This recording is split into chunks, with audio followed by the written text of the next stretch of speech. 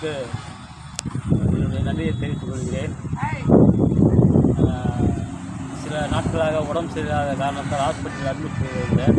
7 star குரூப்பினர் மளிகை பொருட்களை வாங்கி கொடுத்து என்னை மாவட்ட பொறுப்பாளர்களும் மாநிலத்துக்கு தெரிவித்த மாவட்ட பொறுப்பாளர் அனைவருக்கும் என் மனமார்ந்த நன்றியினை தெரிவித்துக் கொள்கிறேன்.